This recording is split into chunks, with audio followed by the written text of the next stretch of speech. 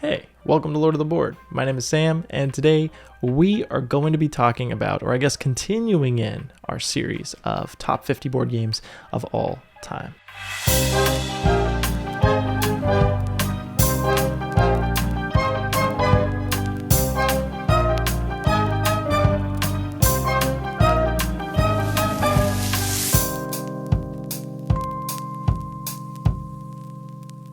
If you haven't already watched my 50 through 41 video, I'll go ahead and link that in the description. Go ahead and check that one out first if you haven't watched it.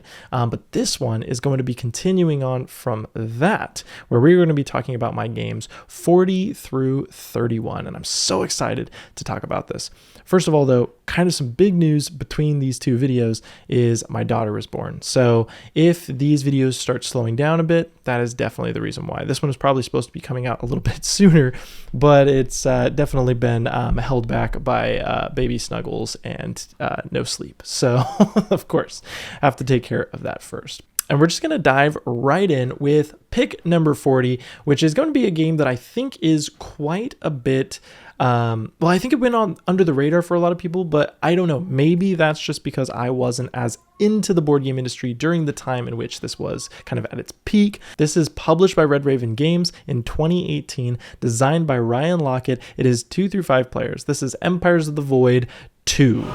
This is the Red Raven sci-fi 4X strategy game. This is going to be going through where you are playing a kind of space civilization, trying to gain points. You gain points by fulfilling objectives. You're going to be gaining points by building certain different buildings on 3 different tracks. You're also going to be getting points for controlling and maintaining different planets. One of the things that I love most about this game is there's kind of 2 things that I want to kind of talk about that I love about this game so much. One is the space aesthetic. I think is so unique and so weird, and it's one of the most unique like space themes that in my opinion, you can find, because I think the ship designs just look absolutely amazing. The kind of the homeworld ships that you're going to be flying around from planet to planet. Figuring out diplomacy relations with different alien races that are local to those planets. But the other thing that I love, I guess 3, because, if art's going to be 1, so 3. So the other thing that I love is the action system. I've always been a fan of, and it's actually kind of similar to that of what Arcs ended up becoming. And I think that's really cool. But basically, one player would be kind of the commander, and they would choose an action to basically do. And then other players either have to follow that action, or they can spend a certain resource called command in order to kind of pivot and do a different action of their own choosing, or they can refresh and gain some resources back. So there's quite a few different options every turn. And this is definitely the part of the game where I think you get better the more you play and do it more. But I love that system, because it definitely gives you some thoughts of like, if I do this, I'm letting my opponents do it for free. But if I do this, then maybe they, won't be able to benefit from that as much as I will. Always a really, really fun dynamic of like everybody kind of following in on a certain action. The other mechanic that I love about this game, I think the thing that I love most about this game, is that there are these giant planet tiles that are big enough to where they can hold a card and still have immaculate, beautiful planet artwork. But these actually each have random events that might pop up that are linked to those specific planets. And all of these cards change the game drastically. You might find a disease or a virus that pops up on one, or a warring nation that pops up on another. And all of these things, they actually change the makeup of the world and of the game. And you have to navigate that as players while also trying to build out your space empire. Empires of the Void is a fantastic game. Definitely check it out. That's going to be pick number 40. And we are going to be moving into my pick number 39, which is published by Panic Roll. This was released in 2022. This is designed by Stephen Lewis, Tony Mayer, and Rachel Rusk. This is 1 through 5 players. This is called Townsfolk Tussle. This is a kind of boss battling tactical skirmish game where you're going to be playing a slew of wacky kind of rubber hose art style characters to try and defeat a certain amount of ruffians. You can either play a long game, which is going to be kind of trying to beat 4 ruffians, with the final boss being at the end, or the shorter game, which is 3. Now, each of these kind of ruffian fights is in 2 phases. You're going to have kind of a market phase where you're going to be buying these items from the peddler. And these items, there's a huge deck of items. So you never really know what you're going to get. And you can actually unlock more items by playing the game more, finding some secret events, or also beating bosses with special ways of defeating them in order to unlock unique items. So there's kind of a cool like progression system. As you play the game more, you get more. But once you're done with that market phase, then you're kind of jumping in and basically encountering these bosses, these ruffians, these wild, creative characters. I think one of the things that I love most is the aesthetic of the game matches the mechanics of the game very, very well, in that it is wild and goofy and it doesn't take itself too seriously. Players can die extremely quickly with an extreme amount of unluckiness, but you can also do some amazing things with some luck, or just with kind of, you kind of got to put in everything that you can think of to set yourself up for success, but then you kind of see what happens as you play. For example, there's this boss called Tartar Fish Boy who's luring people with a sandwich. He's pulling us all in with the waves. He's dealing a ton of damage. And I was just like, if I don't take care of Tartar Fish Boy this turn, it's over for everyone. Like, there's just no way we're gonna last another round, right? And I just remember I was rolling my dice, and in my 4 shots I had gotten multiple criticals, which then were able to deal multiple damage, and it was a fantastic moment where it just felt like all hope was lost, but everything added up in the perfect way with my current spec of items and my gun, and it was a fantastic time. And I think that's one of the things about the game that I really love most is the stories that it tells through its gameplay. It's not the most strategic game ever. You're going to be overthinking things, and then all of a sudden you just die, but it's still so much fun. And the thing is, I can play this with pretty much anybody. You as the teacher can really run a lot of the game. You can run the bosses. You can run and help other players kind of make their actions. The turns go by super snappy. There's not too much to think about. You just really get an action on your turn for the most part. So that is going to be Townsfolk Tussle. And that is going to bring us to pick number 38, which is by Capstone Games. This was published in 2021. This is designed by Embel Holland. This is 3 through 5 players, and that is called Iberian Gauge. In this game, you are playing investors in all of these different train companies, trying to invest in the right ones and make them succeed, while also fending off your opponents. The game is kind of split up into 2 main rounds. In the stock round, you're going to be taking turns buying shares in all of these different railroad companies. You're going to be adding what money you spend into that company's treasury, and you're also going to be adding your share inside of its little share box. And then in the next phase will be kind of the build round, in which players will be taking actions, spending out of the funds that the company gained based on the shares that were bought from those companies to place railroads, trying to connect different cities around the map. Now, you're trying to connect to multiple cities in order to increase the dividend payouts and increase the value of the company shares. But remember that any player with a share in the company is able to place down these railroads, and players might have shares in multiple different railroad companies. In fact, that's pretty common that you're going to have kind of multiple tracks and railways that you're caring about. It's kind of interesting because you really want to work with other players, because if you don't, it's going to be really hard to get really valuable companies on this board. However, only one player will win, and so being cutthroat and making sure that you're the only one that rises on top is the most important thing. This game has some really fun moments where you're going to be the first to kind of buy into a railroad company, and then everybody else is like, well, we don't want, Sam to fly away with the game, so we're all going to buy in that company as well. And that's really what the game has, is all these fun kind of working together but working against each other moments within these little railroad companies around the map. The other thing that I love so much about this game is, though it's, I think, the most complex of this series of games, because it is a part of the Iron Rail series, it's still a really solid kind of gateway game. Honestly, I could teach this game to anybody, and it's a really, really good intro to kind of stock games, train games, but also track building and negotiation. It's got a little bit of all the things that I love about that kind of game, put in a package with amazingly beautiful artwork by Ian O'Toole. This is definitely a winner, and I could see this game honestly rising up, because this is one that I've had in my collection for a while, but I started playing quite a bit over the past 2 years, and it has really, really been a blast, a really, really good time. Honestly, with this one, I would just play it at the highest player count that I can. Like, I enjoy it so much at 5, and honestly, I kind of wish it went up to 6. So that is going to be Iberian Gauge. Moving on to spot number 37 is going to be a game very familiar to probably a lot of fans of my channel, because in the beginning of my channel, I started by making strategy guides for Root, and then I started making strategy guides for a game called Disney Villainous. And at spot number 37 is going to be Disney Villainous, originally published by Wonderforge, then picked up by Ravensburger. This is designed by Prospero Hall. This was released in 2018 and is 2 through 6 players. Primary player count that I play at now is probably 2 or 4 players.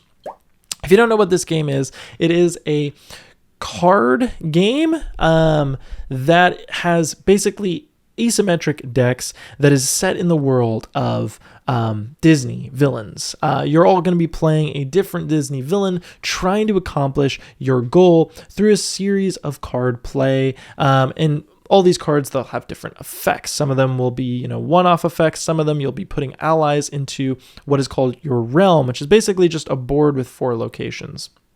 So it's kind of a card game, but it's also like it has a bit of board as well, because you're going to have a little mover, and that mover has to switch spaces every single turn, and that's what gives them actions that they can use in order to play cards. For example, vanquish your opponent's, vanquish the fate cards in your realm, or also cause pain to your opponents. In this game, you're just trying to be the first to complete that evil objective, and your deck is built to get you there. But there's also another deck called the Fate deck that is built to slow your character down, and it's going to have the heroes of your individual story. So there's never really any mixing. If I'm playing, Captain Hook, Peter Pan will never go and annoy Queen of Hearts. Peter Pan's always going to annoy me, Captain Hook. And I'm just trying to get Peter Pan over to the Jolly Roger and defeat him there. But he's really strong. And meanwhile, Prince John is trying to just collect money, but they're also trying to not spend too much money, because they have to put money in order to protect their realm. But they don't want to put too much because they have to gain it. So they're playing kind of an economic, let's just gain money kind of game. But what I love about this is that there's so many different villains now. And honestly, some of them I've liked more than others, but it's really cool that the game is still going to this day. It's 2018. I don't even know how many villains we have right now. There was one point where I ranked all of the villains, and it was like 21 villains or something. And it's just insane that you can just like pick up a villain, read the little rule book, and start playing. One thing that I think I love about this game most is it was a very approachable, asymmetric game for a lot of people. This was a game that could get people into playing these games that have a lot of different mechanics that are, different, very, very different strategies, play styles, but they're playing the same core game. And so it was really easy to get people into. And with that beautiful Disney theme, an amazing kind of redone Disney artwork, really, really a winner. And it was a game that I got my wife into very early. We played a ton of Disney Villainous. And still, we'll pull this game out once in a while and have such a blast. So that is why it is at spot number 37. New shirt, new day. My daughter woke up, and so I had to walk away. And then, sometimes you just get lost in the rest of the day. So busy, such a busy time. So we're coming back, and we're going to finish this list. We are now on pick number 36. This is published by Whirligig Games, the first game published by Whirligig Games on this list. This is a 2025 release, so this just released last year. So this is the other newest game on the list alongside Old King's Crown. This is designed by Joe Kelly and Cole Worley. It is 1 through 5 players. This is called Molly House. And one thing that I want to say really quickly is that something that was always kind of irking me is when I was watching a lot of like top lists this year specifically, a lot of people were saying, like creators were kind of saying that like there wasn't that many like unique game titles this year. But I was like looking at a lot of their top lists and they're like all like the mainstream top list stuff. And the thing is, like, Molly House isn't even like not that popular. It got pretty popular. I feel like a lot of people checked it out for being, you know, what it was. But the thing is that there was a lot of really, really cool games. I feel like you just gotta like look past all of the really popular stuff. Like, just expand your horizons, expand the types of themes of games that you're looking at. Well, I'll tell you what, Molly House made a huge impression on me. When I first played this game, I didn't really know exactly what to expect. Whirly Gig games have been some of my favorite games ever. And so to see somebody else kind of take the helm of a design under that publishing company, somebody that wasn't Cole, for example, I was very like interested and so excited to see what they would cook up. And Molly House did not disappoint. It has become one of my top 50 of all time now because it is such a unique blend of mechanics. In Molly House, you're going to be taking on the rules of gender-defying mollies of early 18th century London. Now, you're going to be throwing like grand masquerades. You're going to be cruising through the back alleys and evading certain constables and police who are trying to actually destroy you and your community. There's always also a chance that an informer is amongst your midst, and so as you are kind of doing these balls and throwing on these parties, you'll have to also be wary of people that are trying to get the party caught and get everybody in trouble, potentially closing down that Molly House. So already the theme is very unique. There's not another game like this out on the market. But on top of that, the mechanics are also extremely unique. You're going to be drafting a hand of cards in a very interesting roll and move style game. You might be able to acquire cards by landing in certain colored spaces. You might be able to take some from the top of the deck. There's multiple different ways that you're going to be gaining these cards. And as these players are playing a roll and move game, essentially going around the board, they're going to be collecting items that is all going to be collecting for these grand parties that will be held by a certain player. And so on the 4 corners of the map are going to be 4 different Molly houses, and when you're on one, you can throw a party. And there are different hands that you are trying to get in order to score joy for the community. And amongst that, if you are the person that was kind of the party arranger, I forgot, there's actually a term for it, but if you're the person who arranges that party and it scores a lot of joy, you also get a cut of joy as well, because there is actually there is victory points, but I'll tell you about that in a second. What victory points there are is called joy in this game, because you were just trying to find happiness, which is super wholesome and very, very important for everyone to find. And so you're going to be kind of playing this weird card play game where you might be trying to get a certain set of cards played. Like, you might be playing a queen into the middle of the board, and other players, you might be like, hey, we want to do this particular type of dance. I need, 3 other cards that are the same value in order to pull this off. And players will be like, oh yeah, I've got it, or oh no, I don't have it. And then there's also the actual community itself will be throwing cards in as well. And you can either use the community or you cannot use the community, and that determines where the joy goes, which players are going to be scoring, because you score joy if your cards are used in the particular dance that's made. It is such a thematic way to kind of showcase a dance or a party. And it gets even more crazy because constables can show up who are going to try to get everybody in trouble. And when that happens, you're then trying to make make there not be a party, because otherwise you guys will get in trouble, risk bringing up the threat level on those houses and having them closed.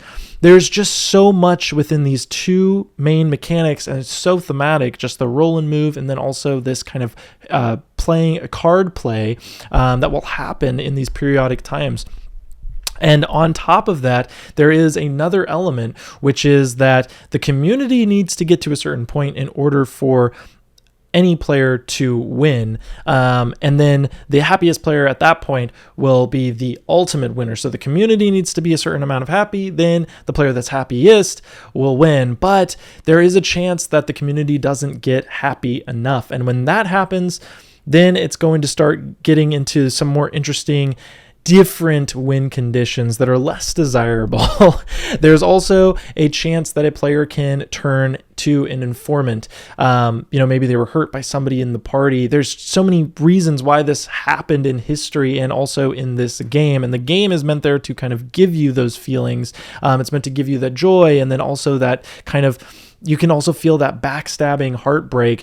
But when a player becomes an informer, they might be trying to purposefully close down these molly houses. And if the community fails, it's going to be based on victory points and not joy, victory points. And then informers kind of have a chance to potentially win the game that way. One thing that I love in games is multiple win conditions. It's one of my favorite things. I love when a game has a everybody loses, or an everybody wins, or a some people win, or a based on certain condition, other people win. Like my first game design that I am getting published has that same structure of multiple different layered ways of winning, because I think it's so much fun. Semi-cooperative, weird negotiation. Molly House has it all. I'm going to stop rambling about this game, but I think it's fantastic, and I think you should check it out. That is going to be Molly House, my 36th pick. And that's going to bring us to 35, which is another extremely unique game. This is by Milda Matilda Games. This was published in 2024. Designer is Matilda Simonson. It is 3 through 5 players. This is going to be called Pax Penning. This is the other Pax Viking game. So I had Pax Viking in the last list. Well, this is Pax Penning. You will find out that I really enjoy my PAX games once we get through it further into this list. This is not the last one. But Pax Penning is an extremely unique game in which you are taking on the role of small kings and local chieftains who have just been invited by the first Christian king of Sweden. And you're kind of participating in his nation-building affairs. Now, he has participated in the Danelaw, and he saw how the Brits created such a strong centralized kingdom and thought that he would kind of bring in some sort of legitimacy to Sweden in that way. And so Pax Penning is about the pennings that kind of were a part of that, the currency that was used in order to try and attempt to bring that sort of legitimacy that the Brits had in their kingdom. The only thing is, though, is that he can't do that alone. And so that's where we, the players, kind of come in and have, once again, the multiple win conditional thing that I absolutely love. It comes in here. But this game has one of the most unique kind of win conditions. You are going to have a player screen, and behind that player screen are your color stones, and throughout the game every action that you do is going to manipulate these stones, and these stones literally represent your family bloodline. And so all of these actions, you're going to be basically spreading out your bloodline across. Maybe you're going to be going to other families, maybe you're going to be playing onto the board to kind of work the market and get some money. There's so many different things you can do with these little stones that represent you and your family.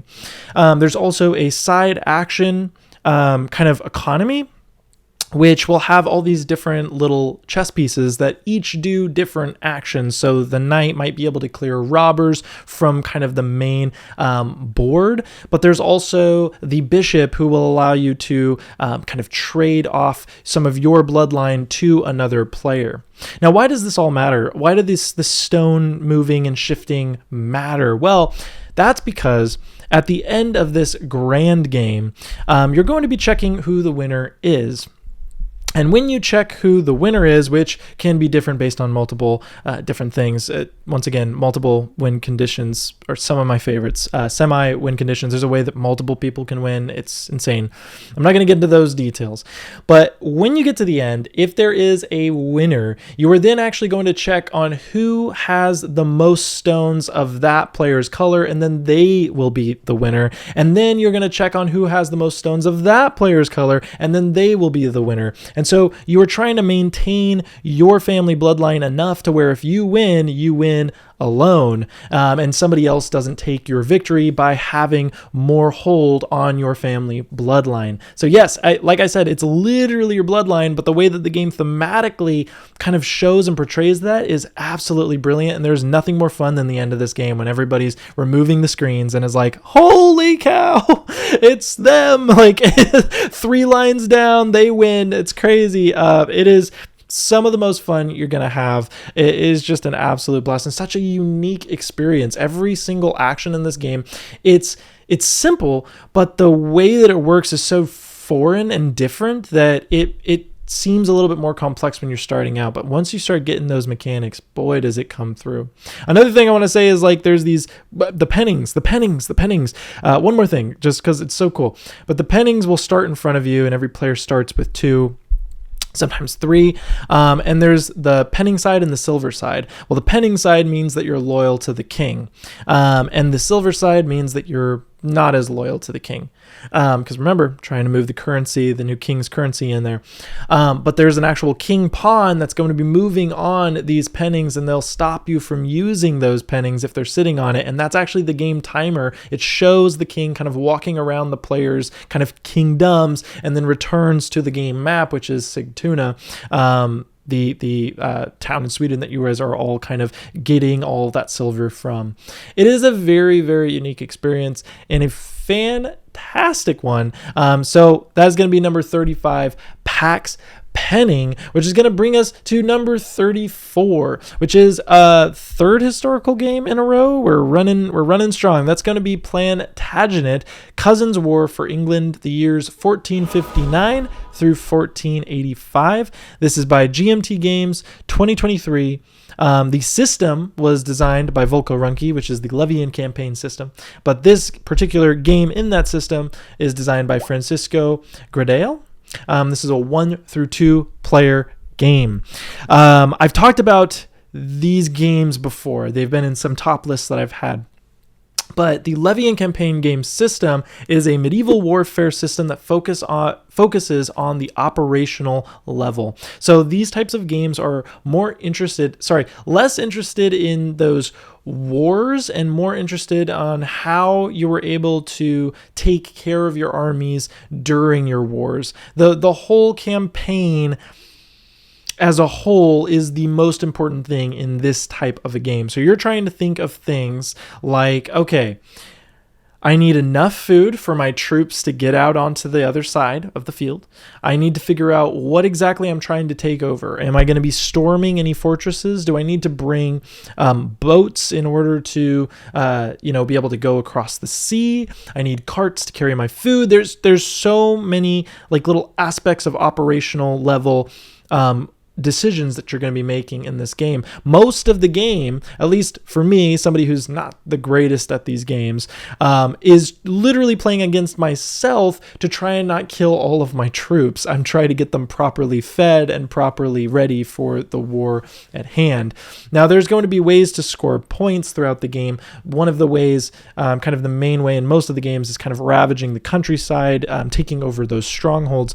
And in this game, they added another system, which is an influence system, which is the most important thing. So by spreading your kind of house influence, which is going to be York versus Lancaster, that's going to be how you're going to be getting those victory points, and depending on how many strongholds you have influenced, that's going to matter as well. But this whole game system, they have all of these different time periods. So this is just the Cousins' War of England. In history, this is more known as War of the Roses. So if that rings any bells, that's what this is based off. this is literally playing through the War of the Roses. So you can either play certain campaigns of it, or you can play the whole campaign, and it's fantastic that you can do that. The other thing that this kind of one introduces that's unique to the system is you can switch a lot of the knights, the lords. They can actually play on either side and can switch. There's different ways that that's worked in other games, but this one in particular, they literally, you're going to have knights from all over the place working for either side, because historically that is kind of how that all happened. So Plantagenet is a fantastic game. It's one of the three games that I play solo on this list. So that's one of the reasons why it's still here. I love the Levian campaign system. This game system has really changed a lot of the way that I see games, and it's a fantastic one. Going to a more mainstream game, number 33 is a Stonemaier game. It was published in 2016. This is designed by Jamie Stegmaier. You probably know it by this point. 1 through 5 players. This is going to be Scythe. This is a game that people thought would be a war game, but it is not really a war game. It is much more a kind of Euro game. However, there is an expansion that makes it more of a war game, and we do prefer to play with that since that expansion has come. But I will say it is definitely more of a Euro game than it is a war game in a lot of ways. It's very much area control, though. In Scythe, you're trying to get the most victory points, and you get that in a gazillion different ways. It's your currency in the game. There are also these objectives in which you can place these stars out onto the board, and when the last star is placed by a single player, that's going to kind of signal the end of the game. You're going to start calculating victory points in that way. Now, in this, you are playing a kind of steampunk 1920s Europa, and it is fantastic. The artwork in this game is so stunning. The images of fields with a giant mech looming in the background, and the actual board game itself really does give that kind of vibe, because you are all going to have these mechs with special abilities that you're going to be deploying out onto the map. They can do a lot of different things, but those are basically how you're going to be fighting. One of my favorite things about the way this game works is that the resources that you collect stay on the board, and as you are playing the game, you're going to be spending from the board and moving resources around. And so other players can attack you and then basically take the resources that were produced. I really, really love that. And I know it's so funny to say like, oh, it's kind of like a Euro game, but then there's like that concept where you can literally steal the resources that other players collect. There's a lot of things to think about in this game. The other thing that makes it kind of unique is that you get like a faction, but you also get a kind of player board, and then that combination of those two things is what makes your kind of position a bit unique. And I think that's what some people have a problem with this game, is that some of those combinations are really, really strong, but they even have in the rulebook some combinations that just can't be combined. Stick to that, and it's fine. The other thing is this game has it actually has the system that Disney Villainous ended up kind of simplifying, where you're going to be moving a pawn to one of the boxes on your board, and that's going to determine what actions you can do on your turn, but you can't stay there 2 turns in a row unless you're Roosevelt, which is, I think it's Roosevelt, and they're freaking strong. But you're going to be moving around there, making those particular actions. Truly at its core, this game is an engine building game. Like, every single aspect of it is an engine building game in some way, shape, or form. The board, the way you're laying it out, how many workers are you going to be putting out onto the board, which mech upgrades you're using, which recruits you're enlisting, which buildings you're building. It's all engine building. You're just getting a stronger and stronger position as the game goes on. You're steamrolling until it becomes too strong, and it's a very, very cool feeling to see your little empire grow and boom and then take over and score the most victory points. Scythe is a game that we've had some really, really good memories with. We have all the expansions. We have all of basically everything for the game. And every time we pull Scythe out, it is a reminder of just how much fun that freaking game is. Some of those experiences cannot be taken away. It's one of the reasons why it's still up on this list. And I do want to play it more. I always want to play it more, but you know, that's how these types of things go, isn't it? Which brings us to my number 32, which is a game published by Madigo in 2016. Also 2016, interesting. This is designed by Christian Martinez. It is 2 through 4 players. This is Inish. Now, this is a game that is deeply rooted in Celtic history and lore, in which players are trying to win by being elected king of the island, or, Inish. Players are going to be trying to achieve one of 3 victory conditions throughout the game. The first being leadership, which makes sure that you have to be the leader. You have more clan figures than any other player of territories containing at least 6 opponents' clans. So you're basically just dominating the board in a kind of more area control style win. There is the land victory, which you have to have your clans present in at least 6 different territories. So you're trying to spread all around the map and just have presence all over. And then religion, where you have your clans present in territories that collectively contain at least 6 sanctuaries, which are in certain territories. Quick note about the territories and the board in general is it's a puzzled board and it looks absolutely gorgeous. They're like almost like leaf tiles that all combine and they just look fantastic. So just quick note, it's absolutely gorgeous. But this is a drafting game, and it's so funny. I'm not a huge fan of most kind of drafting style games, but the ones that I am a fan of are both with a Celtic Irish theme, which is hilarious. So the other one will be coming later, but I'm sure you can guess what it is by that hint there. But you're going to be drafting a hand of 4 action cards during kind of an assembly. These are very, very powerful cards with a lot of cool, unique abilities. There are also ways to acquire certain cards based on your position on the actual board. There are also these epic tales cards that kind of depict ancient Irish gods and heroes with really cool abilities and amazing artwork. I love the artwork in this game especially. But this game will 100% require careful drafting, hand management, a bit of bluffing, because knowing the importance of passing a turn rather than doing an action is super important, because the timing of your actions are very important. Because with a game where it's like victory conditions, you might be like one off in multiple different areas. Timing is pretty much everything in this type of a game. There's also a lot of negotiation, because there's like, oh, they're in the lead. Now we have to make sure we watch out for them. And though you might think, oh, it's a dudes on a map battle game, it's not necessarily just a dudes on a map battle game, because sometimes you don't really want to be battling, because one of the victory conditions is that you're actually controlling their pieces, not that they're removed. And so there's also this really, really tense buildup throughout the game where everybody is getting closer and closer and closer to those win conditions. Inish is a fantastic game.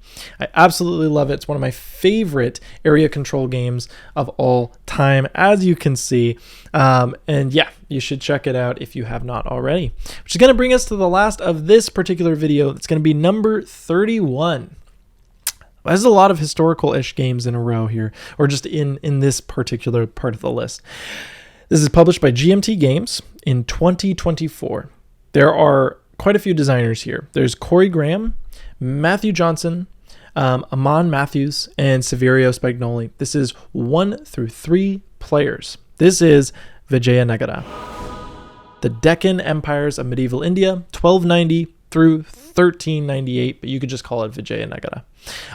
This is a game that's a part of what is called the Irregular Conflict series, which is not a coin game. So GMT has coin games. Look it up if you're interested. But basically, they kind of talk about, counterinsurgency and insurgency warfare. So kind of, big government, small rebellions, how that conflict ends up playing out. And there's a ton of different coin games. There's coin games on this list that are coming up.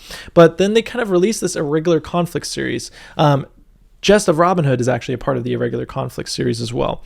I really love this series because it has a new approach to kind of coin-esque systems. So Vijayanagara is not technically a coin game, but it very much has the feeling of one. And honestly, it kind of is. It just doesn't fit into the coin proper, space. But one of the things that I love about this game is that it has kind of the standard event deck. It has the awesome action system where, you know, you're choosing an action to do and then the other player has to follow. I love that action system. I think it's absolutely fantastic. But the thing that I love about this one most of all is that it is a lot more fighty and punchy than some of the other coin games.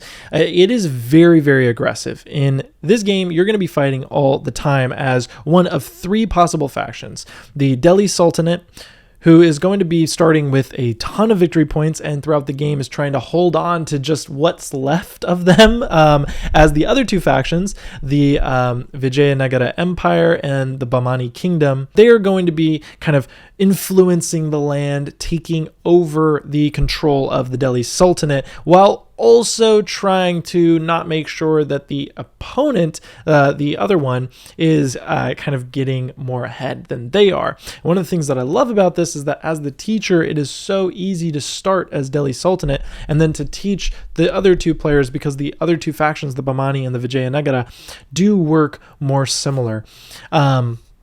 Just a fantastic game. I guess I should just talk a little bit about the core of kind of how it operates, but essentially there are a lot of different pieces and things that you can do in order to score victory points, but a lot of that is based on having control over areas or having influence over areas, and in the game, the main core action structure is run by a deck where you'll be flipping a card each round, and that will say who has initiative to go first, second, third. Well, then when a player chooses down the path, they can kind of choose to do, they can choose to pass and get some resources. They can choose to take a good action or like a special action, or kind of a smaller action. And then based on what they choose, the opponent will have to follow or pass. And so there are all these interesting moments where you're like, maybe I shouldn't take this action because then my opponent will be able to get a stronger action on their turn. You can also take the event. So each card has an event on it, which has something that might benefit one of the factions or hinder them. That action system is very present in Coin. It's a little bit different here. It's a little bit simplified, but it's very, very cool. This is one of my favorite games to play at 3 players. It is just a darn good time and a wonderfully unique theme too. There is no other game that I can think of set in medieval India. There probably is some, but not many. I mean, this is an awesome theme. The production is absolutely beautiful, and it is a blast to play. So that is going to be Vijayanagara, spot number 31. That is going to be it for today's video. And the next video that we're going to be doing is going to be covering 30 through 21, which is going to be a crazy time. Thank you so much for being here. Thank you so much for the support. If you are enjoying this video series, please consider liking this video, subscribing to the channel, leaving a comment on what your 40 through 31 is. I'd love to hear some of your thoughts about the games that you enjoy in your top 50, or what is a game on this list that is your favorite. Definitely want to hear that as well. Special shout out to the channel members. I love you guys. Your support goes such a long way. Special shout out to the other Lords of the Board, One with Iron and Pal. I love you guys so much. Hopefully you guys can catch me in the next video. I'll see you there. Let's go ahead and drop the beat.